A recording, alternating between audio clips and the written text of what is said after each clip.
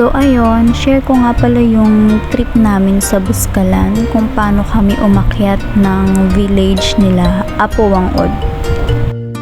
Pababa na kami niyan, so isipin nyo na lang ganyan din yung inakyat namin nung pagpunta namin. Masaya naman siya kasi ayan, ganyan nga, may mga steps na siya, hindi siya yung katulad nung pag nag-hike tayo sa bundok na as in yung sa bundok lang yung aapakan natin. Yan, may mga steps naman na siya, so tapos may hawakan din, hindi na may hirapan yung aakyat at bababa. Parang mga less than 1 hour, mga 30 to 40 minutes ang akyat, tapos ganun din syempre pagpababa. Nakakatuwa nga kasi meron din silang mga yung parang zipline din, yung mga gamit para at least pag nag-hike ka wala ka nang dala. Tapos sabi nung mga villagers tsaka nung mga tourist guide, pwede rin daw tao dun, kaso tinignan namin, nakakatakot kasi nga bangin yung makikita mo sa baba. Pero saglit lang, less than 5 minutes lang nakaakyat ka na sa bundok kapag sumakay ka dun sa zipline. Pero syempre mas maganda pa rin na mag-hike kasi yun nga yung essence ng pag-akyat mo sa Buskalan. Syempre oo, magpapatato ka kay Wang-od, pero syempre parang yun yung feeling mo kasi umakyat ka ng village nila. Sorry na kung mapapansin nyo medyo magulo yung video. Na-stabilize ko na to actually. Kaso kasi syempre, nagmamadali kasi kami niyan. Syempre alis na kami, papunta na kasi kami ng Baguio. So, hinahabol namin yung trip pabuntok. Schedule lang yung trip sa kanila dyan sa Buskalan. Para sa mga mapapaisip kung bakit ko sinabing naghahabol kami ng trip at scheduled lang ang mga biyahe sa kanila, nag-DIY lang kasi kami ni Jowa kasi we find it much better kasi hindi limited yung oras mo, unlike sa mga trip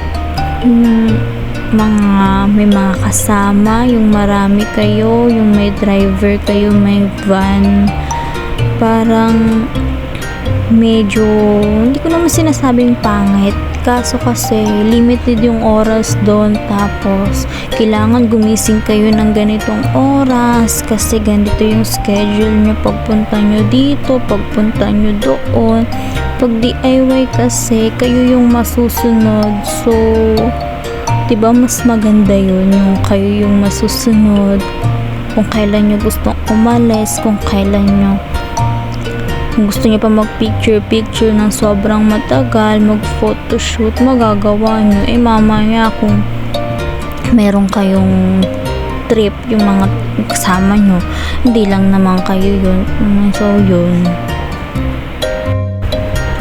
shoutout ko nga pala yung tour guide namin, si Ate Remy. Local siya sa Buskalan. So, doon talaga siya.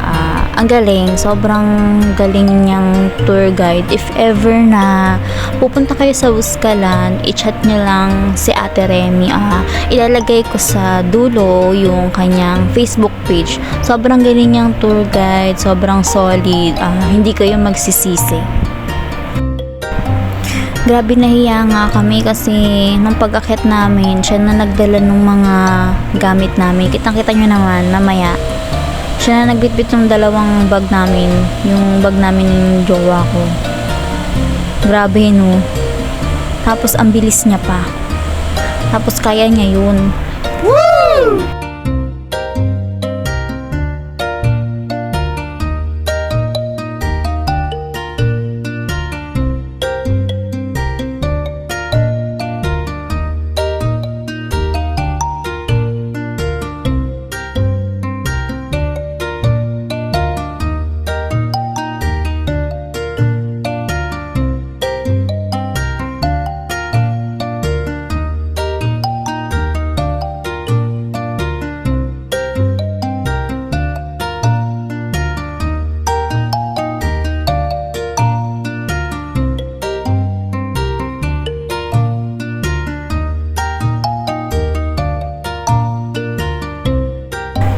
parang medyo malapit na kami sa katotohanan nito. Malapit na kami ulit umakyat doon sa part ng registration area kasi parang naging dalawang bundok siya.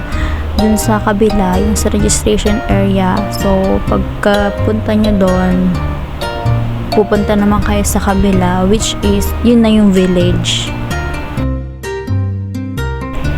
Yun, habang nag-hike kayo, ang ganda rin ng mga tanawin. So, hindi kayo maboboard. Parang mawawala din yung pagod mo kasi sobrang ganda ng view ng bundok.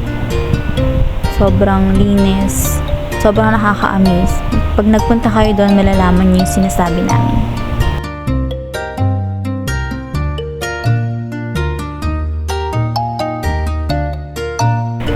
Holy Week pala kami pumunta nito nung April kung tama ako sa pagkakatanda ko. Medyo maraming tao kasi syempre super long vacation yung ganap natin noon. Medyo marami siyang tao. So medyo mahaba yung pila.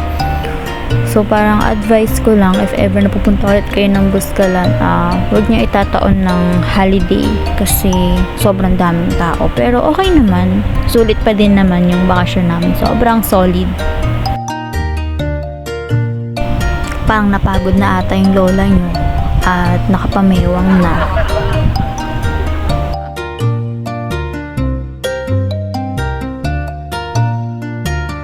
At ayan, natapos din kami sa pag-hike. So, pagdating sa registration area, mamahinga muna kami. Then, sasakay na kami ng habal-habal para makapunta kami dun sa sakayan papuntang Bontoc.